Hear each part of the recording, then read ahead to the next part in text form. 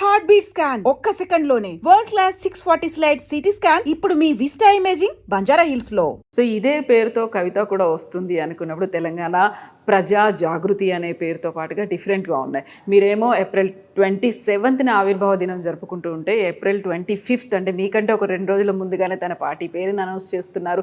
దానికి సంబంధించినటువంటి కమిటీలు ఏర్పాటు చేశారు. విపరీతమైనటువంటి మీటింగ్స్ ఇవన్నీ అవుతున్నాయి. ఆ కొత్త పార్టీ సరికొత్త ఎజెండాతో రాబోతోంది.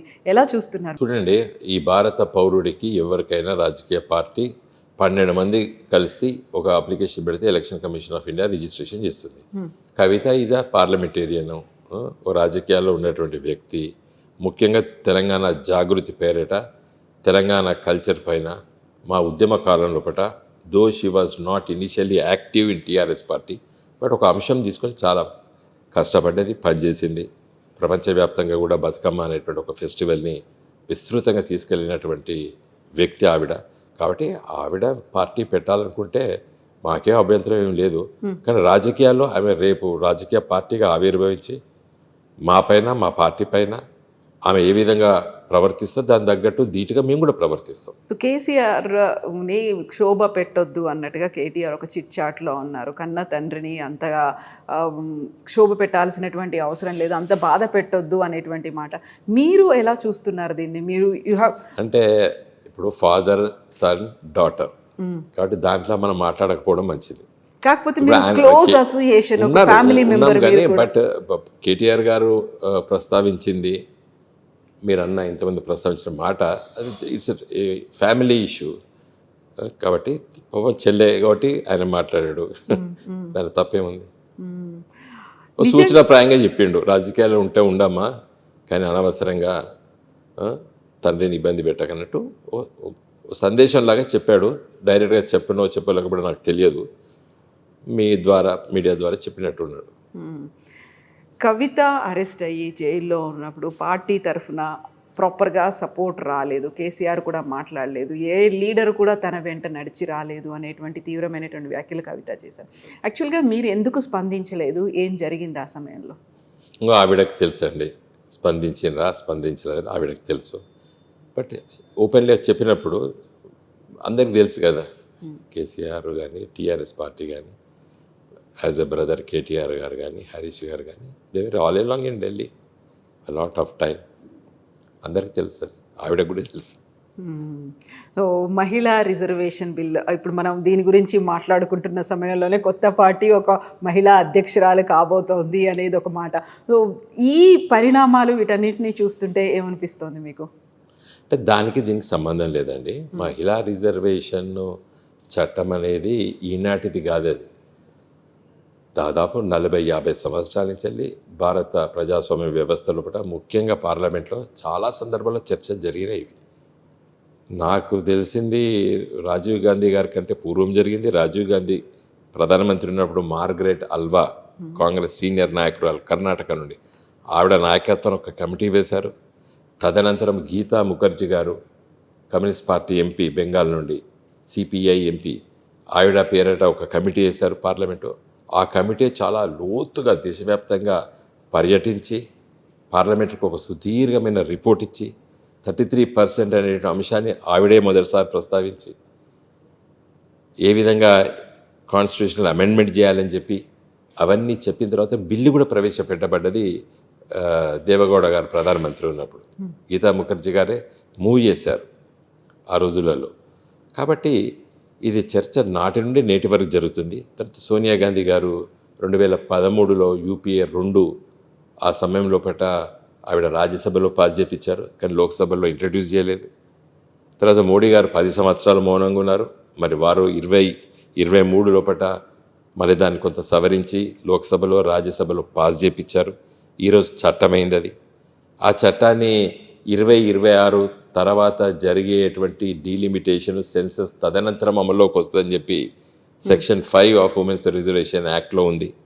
మరి దాన్ని ఈరోజు డిలీట్ చేసేసి 2011 సెన్సస్ ప్రకారంగానే ఇమీడియట్గా మహిళా రిజర్వేషన్ తీసుకొస్తామని చెప్పి మోడీ గారు మళ్ళీ ప్రయత్నం చేసి రేపు పార్లమెంట్లో 16, 17, 18లో చర్చించి స్పెషల్ సెషన్ పెట్టి చర్చించి దాన్ని అమల్లోకి తీసుకొస్తామని వారంటున్నారు. కాబట్టి మహిళా రిజర్వేషన్ చట్టం అనేది ఏ రాజకీయ పార్టీ ఓన్ చేసుకునేటువంటి అవసరం లేదు. ఎందుకంటే అన్ని రాజకీయ పార్టీలు, ఈ దేశంలో అన్ని రాజకీయ పార్టీలు మాట్లాడే సీట్లు పెంపు చేయాలని చెప్పి మొదటిసారిగా కేసీఆర్ గారు సోనియా గాంధీ గారు చెప్పారు 2006లో. మహిళా రిజర్వేషన్ వ్యతిరేకిస్తున్నారు కాబట్టి మీరు కొన్ని సీట్లు ఇంక్రీజ్ చేస్తే ఎవరికి ఇబ్బంది ఉండదని చెప్పి సూచనాప్రాయంగా యూపీఏ కూటమిలో కేసీఆర్ గారు మొదటిసారిగా ప్రస్తావించారు. So there is a lot of contribution from different people. వివిధ రాజకీయ పార్టీల నాయకత్వం చాలామంది దీన్ని కంట్రిబ్యూట్ చేస్తారు, ఏది మహిళా రిజర్వేషన్ చట్టం తీసుకురావడానికి. మళ్ళీ ఇప్పుడు మోడీ గారు చేసే ప్రయత్నం కూడా ఎవరు కూడా వమ్ము చేయవలసిన అవసరం లేదు, చర్చించాలి. కానీ దురదృష్టవశాత్తు బీజేపీ ప్రభుత్వం రాజకీయ కోణంలో ఆలోచిస్తుంది. రేపు 16, 17, 18 పెట్టవలసిన అవసరం ఏముంది? ఇప్పుడు బెంగాల్లో, తమిళనాడులో ఎన్నికలు జరుగుతున్నాయి.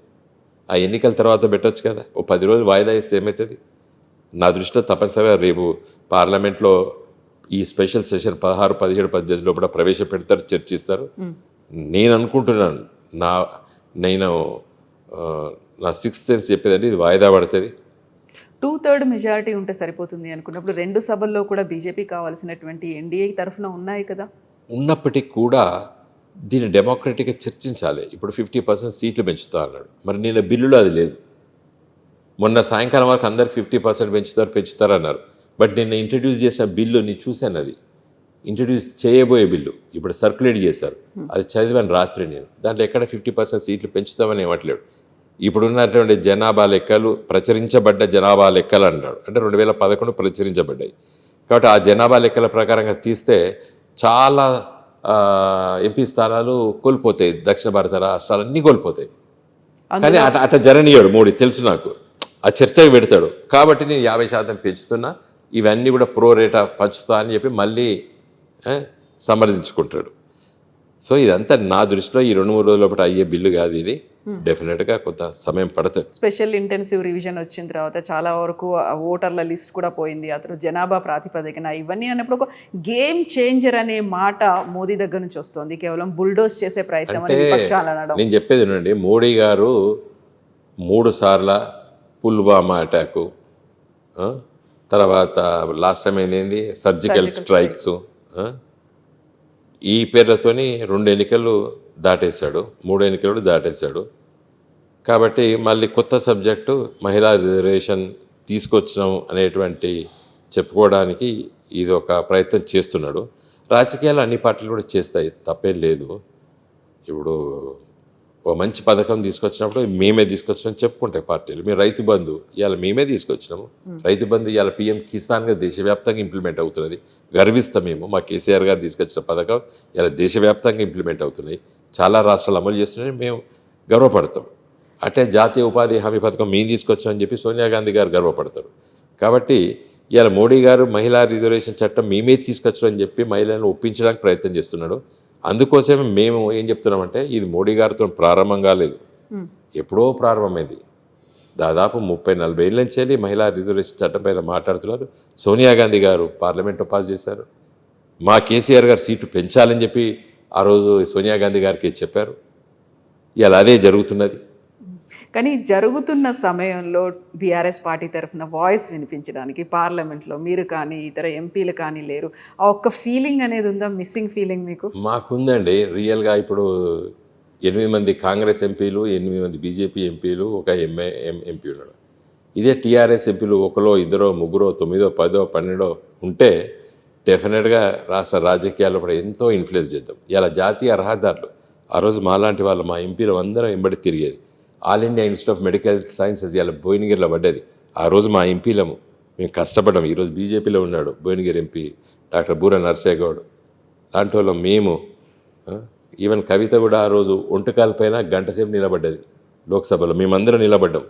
మరి ఆడపిల్ల నిలబడుతుందంటే పక్కకు చెప్తున్నాను, మేము ఒంటికాల పైన నిలబడ్డాం. మేము ఆ రోజు జితేందర్ రెడ్డి గారు, నేను, బూర నర్సయ్య గౌడ్ గారు, మేమందరము ఆ రోజు, సీతారాం నాయక్, వీళ్ళందరూ సగం మంది బీజేపీలో, సగం మంది కాంగ్రెస్లో ఉన్నారు. మేమందరం ఆ రోజు మేము నిలబడి కొట్లాడి ఇవాళ ఎయిమ్స్ పట్టుకొచ్చాం బీబీ నగర్కి. ఆంధ్రప్రదేశ్ రాష్ట్ర విభజన చట్టంలో లేదు ఎయిమ్స్, మేము కొట్లాడి తీసుకొచ్చినాం. ఆ తపన ఉండాలి. తెలంగాణ తెలంగాణ తెలంగాణ అభివృద్ధి అనేది ఉండాలి. ఇలా జాతీయ రహదారులన్నీ మేము డిజైన్ చేసేవని ఇలా అవుతున్నాయి. ఇలా ఈ ప్రభుత్వం అయినా మంచిదే, మాకేమీ అభ్యంతరం లేదు. కొత్త ఒక జాతీయ రహదారి డిక్లేర్ చేయించారా? ఛాలెంజ్ చేసి చెప్తున్నా నేను. 8 మంది బీజేపీ ఎంపీలు, 8 మంది కాంగ్రెస్ ఎంపీలు. 2019 తర్వాత ఒక్క జాతీయ రహదారి వచ్చిందా అనేది నా ప్రశ్న మీ ద్వారా. మేము తీసుకొచ్చిన డిక్లేర్ చేసిన తప్పితే ఒకటి కొత్తగా వచ్చిందా? రాలేదు. అంటే తెలంగాణ సొంత ఆలోచనతో ఉన్నటువంటి, తెలంగాణ అనేటువంటి తపన ఉన్నటువంటి రాజకీయ పార్టీ మాది కాబట్టి మాకు ఆ సొయ్యి, మాకు ఆ స్పృహ, మాకు ఆలోచన మాకుంది.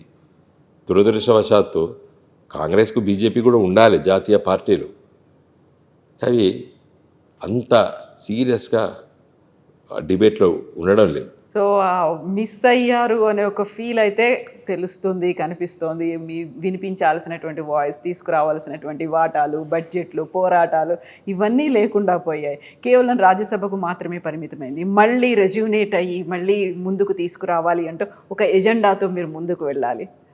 మా ఎజెండా ఒకటేనండి, ప్రజలకు చెప్తాము. ఈ 6 గ్యారెంటీలు హామీలు ఇచ్చి మీ ఓట్లు దండుకున్నాడు రేవంత్ రెడ్డి. ముఖ్యమంత్రి అయిండు, ఈ 5 సంవత్సరాల్లో ఏం పని చేయలేదు. మళ్ళీ మీరు తెలంగాణ ఆలోచనతో ఉండి తెలంగాణ కోసం కష్టపడేటువంటి పార్టీ, ముఖ్యంగా రైతాంగం, గ్రామీణ ప్రాంతాల్లో ఉన్న పేద వర్గాలు కోసం పనిచేసేటువంటి పార్టీ టీఆర్ఎస్ పార్టీ. నగరాల అభివృద్ధి కోసం తపన పడేటువంటి పార్టీ గులాబీ జెండా అని చెప్పి మళ్ళీ ప్రజల దగ్గరికి వెళ్తాం. నాకు పూర్తి విశ్వాసం ఉంది, వచ్చే శాసనసభలో, పార్లమెంట్లో తెలంగాణ గులాబీ జెండా రెపరెపలాడుతుంది. I'm fully confident.